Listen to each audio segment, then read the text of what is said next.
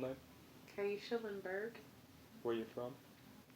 Michigan, How old were you in 2009? 28. Okay. What do you recall about your financial life before the Great Recession? I was in good financial standing. My interest rates for my credit cards and my home mortgage were relatively good. Um, yeah, I was in a decent shape, is the best way I can put it. All right. Were you somewhat worried about the health of the economy at the time in any way? Personally, no, but I knew of quite a lot of people who experienced predatory lending and they were getting financed for things that they truly couldn't afford. And I started to see the collapse of a lot of people's livelihoods.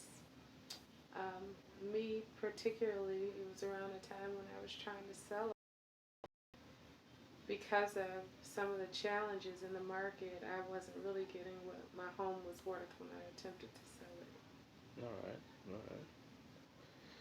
So, how did you find out the Great Recession happened once it was pretty much relevant at the time? How did you find out? It was a lot of media attention regarding it. I mean, you could clearly observe it when you talk to people in certain socioeconomic households. They were losing homes left to right. You look around our communities and there were foreclosures everywhere. People were losing their jobs.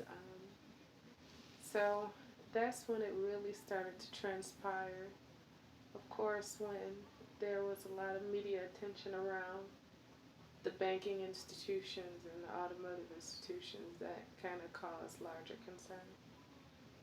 All right. When you first found out about this happening, how did you feel initially? How did it kind of resonate to you? I mean, quite honestly, I didn't feel surprised at all. It's no secret that the lower and middle class families are always compromised at the expense of the elites. So I wasn't surprised. It was saddening, and I knew that in the long run something was going to happen. But even now, reflecting, nothing significant happened to where it would circumvent a financial crash to happen again. Honestly, the legislation alludes to the fact that, a lot of those larger conglomerations, banking institutions, etc., are getting bonuses and continued support for some of the same not so honest practices, just shaded in a different name. All right. Well, going on about the legislator, what did you think of how Obama kind of reacted to this recession at the time? He inherited it. I mean, he basically was given a war and the financial challenges with that, automotive crises, and then Wall Street challenges to fix. And he was new in his role. I think, given his power as the executive leader of our country, he did what he thought was right. Clearly, he needed the congressional and senatorial decision makers to support whatever legislation he wanted to see passed. So, when you're dealing with a strongly conservative legislature, you can only get out ideally something that is sort of kind of conducive to the overall public, but it truly didn't appease everybody's woes, which, I mean, you don't expect it to. Of course, yeah. If we go on to present day now, what would you say is our nation's greatest economic concern at this point in time? If it'll allude into something possibly worse in the future, etc., etc. Oh, that's tough. Like the worst. I think now with the current administration, there's a lot of focus on military actions against not only some of our um, combatants, but even our allies. I think that there is a significant amount of attention going towards military spending, and that is something that I think will cause a significant challenge.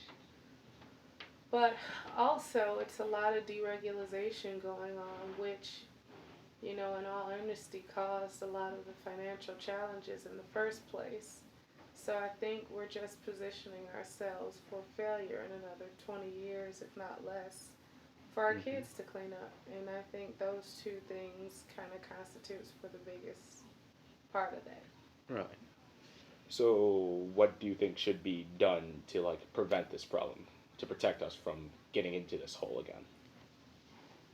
Well, I mean, that's a loaded question because, quite honestly, given the leadership of our country, I don't think any of it would actually happen. Um, Of course. I think that, excuse me, there needs to be certainly more regulation on large banking institutions.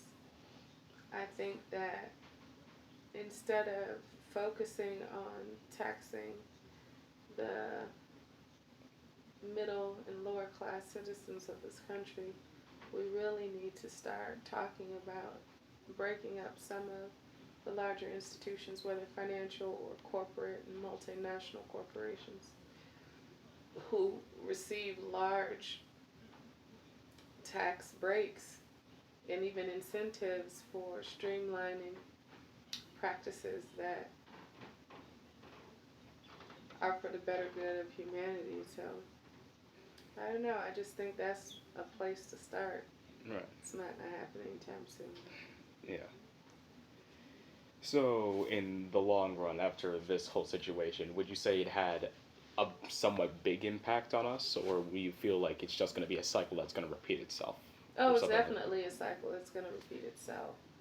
Um, I mean, the recession, the depression, so on and so forth. I mean, anytime you have polarization in classes, you'll have this big eruption that causes a little bit of discourse, some public concern. You put a band aid on it and then rip it off real quick and go back to doing the same ugly things that caused the problem in the first place. I think that there's going to have to be a significant civil unrest before that cycle is changed, and I really don't foresee that happening. Right. Okay. Well, thank you for your time. Thank you so much. Sorry for yawning.